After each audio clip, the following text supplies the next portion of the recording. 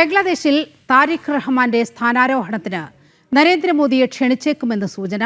Bangladesh nationalist party വൻ വിജയം നേടിയതിനെ തുടർന്ന് പ്രധാനമന്ത്രി നരേന്ദ്രമോദി അഭിനന്ദനങ്ങൾ അറിയിച്ചിരുന്നു. BNP നേതൃത്വം ഇക്കാര്യം ചർച്ച ചെയ്തതായാണ് സൂചന. വിവരങ്ങളുമായി ഐസൺ ജോസാണ് ചേരുന്നത്. ഐസൺ, BNP ഔദ്യോഗികമായി തന്നെ ഇക്കാര്യം ആവശ്യപ്പെടും എന്നാണ് സൂചന. കാരണം വിദേശകാര്യ വിദഗ്ധനാണ് ഇത്തരത്തിൽ ഒരു അഭിപ്രായം പങ്കുവച്ചിരിക്കുന്നത്. പ്രധാനമന്ത്രിയെ ക്ഷണിക്കും. അപ്പോൾ ഭാരതവും ബംഗ്ലാദേശും തമ്മിൽ ഈ യൂനിസ് സർക്കാർ വന്നതിന് ശേഷം നമ്മൾ കണ്ടതാണ്, അവിടെ വലിയ ഹിന്ദു കൂട്ടക്കൊല നടക്കുകയാണ്. അപ്പോൾ നയതന്ത്ര ബന്ധമൊക്കെ അങ്ങേയറ്റം വഷളായ ഒരു അവസ്ഥയിലാണ് ഇപ്പോൾ ഉള്ളത്. എന്താണ് വിദേശകാര്യ വിദഗ്ധർ ഈ വിഷയത്തിൽ നൽകുന്ന പ്രതീക്ഷകൾ? നിലിമ, വിദേശകാര്യ വിദഗ്ധർ നൽകുന്ന സൂചനകൾ എന്നതിനപ്പുറം ഇപ്പോൾ താരിഖ് റഹ്മാൻ്റെ തന്നെ ഒരു മറുപടി വന്നിരിക്കുകയാണ്. അല്പസമയം മുമ്പാണ് അദ്ദേഹത്തിൻ്റെ വാർത്താ സമ്മേളനം നടന്നതും അദ്ദേഹത്തിൻ്റെ മറുപടി ഇക്കാര്യത്തിൽ കൃത്യമായി വരികയും ചെയ്തത്. ഭാരതവുമായുള്ള ബന്ധം ഏതു തരത്തിലായിരിക്കുമെന്ന താരിഖ് റഹ്മാനോടുള്ള ചോദ്യത്തിന് കൃത്യമായി അദ്ദേഹം മറുപടി പറഞ്ഞത് ജനങ്ങളുടെ താല്പര്യങ്ങൾക്കനുസരിച്ച്, അതായത് ബംഗ്ലാദേശിലെ ജനങ്ങളുടെ താല്പര്യങ്ങൾക്കനുസരിച്ചായിരിക്കും ഭാരതവുമായുള്ള നയതന്ത്ര ബന്ധമെന്ന് വളരെ കൃത്യമായി തന്നെ അദ്ദേഹം പറയുകയും ചെയ്തിട്ടുണ്ട്. സ്വാഭാവികമായും ബംഗ്ലാദേശിലെ ജനങ്ങളുടെ താല്പര്യം എന്ന് പറയുമ്പോൾ സ്വാഭാവികമായും നമുക്കറിയാവുന്നതാണ്, ബംഗ്ലാദേശിൻ്റെ ചരിത്രം കൃത്യമായി വായിച്ചാൽ ഭാരതത്തിൻ്റെ റോള്, ആ രാജ്യം രൂപീകരിക്കുമ്പോഴുള്ള റോൾ എന്താണെന്ന് കൃത്യമായി അറിയാവുന്നതും ഭാരതവുമായുള്ള ബന്ധത്തിൻ്റെ ശക്തിയും കൃത്യമായി നമുക്കറിയാവുന്നതാണ്. ഈ ഒരു സാഹചര്യത്തിലാണ് ജനങ്ങളുടെ അന്തിമ തീരുമാനത്തിനായിരിക്കും ഭാരതവുമായുള്ള നയതന്ത്ര ബന്ധത്തിൽ പ്രാധാന്യം നൽകുക എന്ന് അദ്ദേഹം തന്നെ ഇപ്പോൾ പറഞ്ഞു കഴിഞ്ഞത് ഏറ്റവും നിർണായകമായി തന്നെ നമുക്ക് മനസ്സിലാക്കാൻ സാധിക്കുന്നുണ്ട്. അതിൽ മറ്റൊരു പ്രധാന വിഷയം കൂടി നമ്മൾ കൃത്യമായി പറയേണ്ടത്, നേരത്തെ നമുക്കറിയാവുന്നതാണ്, ബംഗ്ലാദേശിൽ BNPയുടെ വൻ വിജയമുണ്ടായ ആ സാഹചര്യത്തിന് തൊട്ടു പിന്നാലെ പ്രധാനമന്ത്രി നരേന്ദ്രമോദി താരിഖ് റഹ്മാനെ അഭിനന്ദനങ്ങൾ അറിയിച്ചുകൊണ്ട് സന്ദേശം അയച്ചിരുന്നു. ആ സന്ദേശത്തിൽ മികച്ച ബന്ധം ഇരു രാജ്യങ്ങളും തമ്മിൽ നിലനിർത്താൻ താല്പര്യപ്പെടുന്നു, അത്തരത്തിൽ ജനാധിപത്യപരവും അതുപോലെ തന്നെ പുരോഗമനാത്മകവുമായ ബംഗ്ലാദേശിൻ്റെ ബന്ധവുമായി തുടർന്ന് നീങ്ങാനുള്ള താല്പര്യം തങ്ങൾക്കുണ്ട്. അത്തരത്തിലുള്ള ബന്ധമായിരിക്കും തുടരുക എന്നതും ബംഗ്ലാദേശിലെ ജനങ്ങളുടെ വിശ്വാസമാണ് ഈ വിജയത്തിന് പിന്നിലെന്നും പ്രധാനമന്ത്രി നരേന്ദ്രമോദി പറഞ്ഞിരുന്നു. മറുപടിയായി ഇപ്പോൾ താരിഖ് റഹ്മാൻ പറഞ്ഞതിൻ്റെ വാക്കുകൾ കൂടി പരിശോധിക്കുമ്പോൾ ബംഗ്ലാദേശിലെ ജനങ്ങളുടെ താല്പര്യങ്ങൾക്കനുസരിച്ചായിരിക്കും തീരുമാനങ്ങൾ എടുക്കുക എന്നൊരു നിലപാട് കൂടി കേൾക്കുമ്പോൾ, രണ്ടും ചേർത്ത് വായിക്കുമ്പോൾ കൃത്യമായൊരു നിലപാട് നമുക്ക് മനസ്സിലാക്കാൻ സാധിക്കുന്നത് ഭാരതത്തോട് കുറെ കൂടി സഹകരിക്കാനും ഭാരതവുമായി മികച്ച ബന്ധം നിലനിർത്താനുമുള്ളൊരു നീക്കം തന്നെയാണ് ബംഗ്ലാദേശ് സർക്കാരിൻ്റെ ഭാഗത്തു നിന്നുണ്ടാകുക എന്ന സൂചന തന്നെയാണ് അതിൽ നമുക്ക് പ്രാഥമികമായി വായിച്ചെടുക്കാൻ സാധിക്കുന്നത്.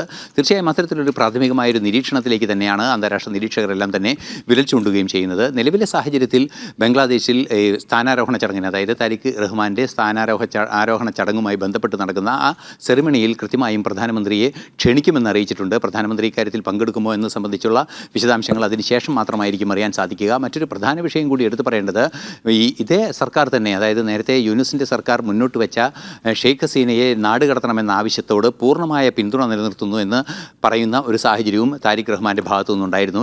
ഇക്കാര്യം ഒരു പക്ഷേ ഭാരതവുമായുള്ള ബന്ധത്തിൽ ഒരു തടസ്സമാകാനുള്ള അല്ലെങ്കിൽ ഒരു പ്രശ്നമാകാനുള്ള സാധ്യത തള്ളിക്കളയാനാവില്ല എന്നതാണ് യാഥാർത്ഥ്യം. ഭാരതം അവരെ വിട്ടുകൊടുക്കുന്ന വിഷയം അവരുടെ താല്പര്യത്തിനനുസരിച്ച് മാത്രമായിരിക്കുമെന്ന് കൃത്യമായി പറഞ്ഞതുകൊണ്ട് തന്നെ അവർ പറയുന്നത് നമുക്കറിയാവുന്നതാണ്. ഈ തെരഞ്ഞെടുപ്പ് നടന്നതിന് തൊട്ടടുത്ത ദിവസം തന്നെ ഷെയ്ഖ് ഹസീന പറഞ്ഞത് ഈ തെരഞ്ഞെടുപ്പ് വോട്ടർമാരില്ലാത്തതും നിയമവിരുദ്ധവും ജനാധിപത്യ വിരുദ്ധവുമാണ് എന്ന് കൃത്യമായൊരു നിലപാടിൽ അവരെത്തിയിരിക്കുന്നു. സ്വാഭാവികമായി ഈ തെരഞ്ഞെടുപ്പ് റദ്ദാക്കണമെന്നൊരാവശ്യമാണ് അവരുടെ ഭാഗത്തു നിന്നുണ്ടായത്. സ്വാഭാവികമായും ഇതൊരു പ്രശ്നമായി തന്നെ വളരാനുള്ള സാഹചര്യം ഉണ്ടാകും. ഭാരതത്തിൽ നിന്നും ഷെയ്ഖ് ഹസീനയെ നാട് കടത്തുന്നത് ആലോചിക്കേണ്ടതില്ല. അക്കാര്യം ഇവിടെ തന്നെ തീരുമാനിച്ചു കഴിഞ്ഞു. അതായത് എത്ര കാലം ഷെയ്ഖ് ഹസീന ഭാരതത്തിൽ താമസിക്കാൻ ആഗ്രഹിക്കുന്നുവോ അത്ര കാലം അവർക്ക് അവിടെ തുടരാം. അവർക്ക് പോകണമെന്ന് തോന്നുകയാണെങ്കിൽ പോകാമെന്ന നിലപാടാണ്. പക്ഷേ ഈ നിലവിലെ സാഹചര്യത്തിൽ ഷെയ്ഖ് ഹസീന തിരിച്ചു പോകുന്ന സാഹചര്യം ഉണ്ടാവുകയില്ല, ഭാരതം നാട് കടത്തുകയുമില്ല. സ്വാഭാവികമായും ഇരു രാജ്യങ്ങളും തമ്മിൽ ഇതൊരു പ്രശ്നമായി വരാനുള്ള സാധ്യതയുമുണ്ട്. ഒപ്പം ഐസൺ, ഇതിപ്പോൾ രാഷ്ട്രീയപരമായ കാര്യങ്ങളാണ് ഐസൺ ചൂണ്ടിക്കാണിച്ചത്. പക്ഷേ സാമ്പത്തിക രംഗത്തേക്ക് കടക്കുമ്പോൾ ഈ ഭാരതവുമായുള്ള ബന്ധം വഷളായതിന് ശേഷം വ്യാപാര രംഗത്ത്, സാമ്പത്തിക രംഗത്തൊക്കെ വൻ തിരിച്ചടി ബംഗ്ലാദേശ് നേരിടുന്ന അവസ്ഥയുണ്ടായി. പ്രത്യേകിച്ചും ടെക്സ്റ്റൈൽ വ്യവസായത്തിലൊക്കെ വലിയ തിരിച്ചടി ബംഗ്ലാദേശ് നേരിട്ടുകൊണ്ടിരിക്കുന്ന ഒരു കാലഘട്ടം കൂടിയാണ്. അപ്പോൾ ഭാരതവുമായി പ്രധാനമന്ത്രി നരേന്ദ്രമോദിയെ ക്ഷണിച്ചുകൊണ്ട് ഭാരതവുമായി ചില വ്യാപാര കരാറുകൾ ഉണ്ടാക്കുക, പഴയതുപോലെ വ്യാപാര ബന്ധം പുനഃസ്ഥാപിക്കുക എന്നതുകൂടി ഒരുപക്ഷെ ഇപ്പോൾ വരുന്ന BNP സർക്കാരിൻ്റെ മുന്നിൽ ഒരു അജണ്ടയായി ഉണ്ടാകില്ലേ? തീർച്ചയായും ടെക്സ്റ്റൈൽ രംഗത്തെ ഇടപെടൽ വളരെ കൃത്യമായ ഒരു അജണ്ടയായി മാറുമെന്ന കാര്യത്തിൽ തർക്കമില്ല. അതായത് ബംഗ്ലാദേശിൻ്റെ ഏറ്റവും പ്രധാനപ്പെട്ട കയറ്റുമതി ഉൽപ്പന്നങ്ങളിലൊന്നാണ് ടെക്സ്റ്റൈൽ ഉൽപ്പന്നങ്ങൾ. അത് തുണിത്തരങ്ങളാകട്ടെ, റെഡിമെയ്ഡ് വസ്ത്രങ്ങളാകട്ടെ, അത്തരത്തിലുള്ള കയറ്റുമതി വൻതോതിൽ നടക്കുന്നൊരു സാഹചര്യമുണ്ട്. ഈ അടുത്ത സാഹചര്യത്തിൽ അടുത്ത കാലങ്ങളിലാണ്, അതായത് 2 ദിവസം മുൻപാണ് ബംഗ്ലാദേശിന് ചുമത്തിയിരുന്ന അധിക താരിഫ്, അതായത് 35% അധിക താരിഫിൽ നിന്നും 19% അധിക താരിഫിലേക്ക് ചുരുക്കുന്ന ഒരു നീക്കം ട്രംപിൻ്റെ ഭാഗത്തു നിന്നുണ്ടായത്. അതേസമയം തന്നെ ഭാരതത്തിന് ചുമത്തിയ 25% അധിക താരിഫും അതുപോലെ തന്നെ പീനൽ താരിഫും എല്ലാം തന്നെ ഒഴിവാക്കി ഭാരതത്തിൻ്റെ താരിഫ് 18% ചുരുക്കുകയും ചെയ്തിട്ടുണ്ട്. സ്വാഭാവികമായും ഈ ചെറിയ ഇത്തരത്തിലുള്ള ചുങ്കത്തിൻ്റെ അല്ലെങ്കിൽ ഈ താരിഫിൻ്റെ പശ്ചാത്തലത്തിൽ വലിയൊരു അമേരിക്കൻ മാർക്കറ്റ് 2 രാജ്യങ്ങൾക്കും തുറന്നു കിട്ടുന്നൊരു സാധ്യതയുണ്ട്. സ്വാഭാവികമായും ഭാരതത്തിൽ നിന്നും അതുപോലെ തന്നെ ബംഗ്ലാദേശിൽ നിന്നുമുള്ള പരസ്പരം കൈമാറാവുന്നത് അല്ലെങ്കിൽ പരസ്പരം പ്രയോജനപരമാകുന്ന ഒരു ടെക്സ്റ്റൈൽ മാർക്കറ്റിൻ്റെ സാധ്യത കൃത്യമായും അമേരിക്കയിലുണ്ട് എന്നതൊരു യാഥാർത്ഥ്യമാണ്. അത് കൃത്യമായും താരിഖ് റഹ്മാൻ മനസ്സിലാക്കിയിട്ടുണ്ട് എന്നതുകൊണ്ട് തന്നെയാണ് ആ രീതിയിലുള്ളൊരു നീക്കം നടക്കുന്നത് എന്നതാണ് യാഥാർത്ഥ്യം. തീർച്ചയായും ഇപ്പോൾ നമുക്ക് മനസ്സിലാക്കാൻ സാധിക്കുന്നത് ഭാരതവുമായി ഒരു സ്വതന്ത്ര വ്യാപാര കരാറിലേക്ക് അമേരിക്ക കൂടി എത്താനുള്ള ഒരു സാധ്യതയുണ്ട്. ആ സാധ്യത അന്താരാഷ്ട്ര നിരീക്ഷകരും അതുപോലെ തന്നെ സാമ്പത്തിക വിദഗ്ധരെല്ലാം തന്നെ ചൂണ്ടിക്കാണിക്കുകയും അത്തരത്തിലൊരു നിരീക്ഷണം നടത്തുകയും ചെയ്യുന്നുണ്ട്.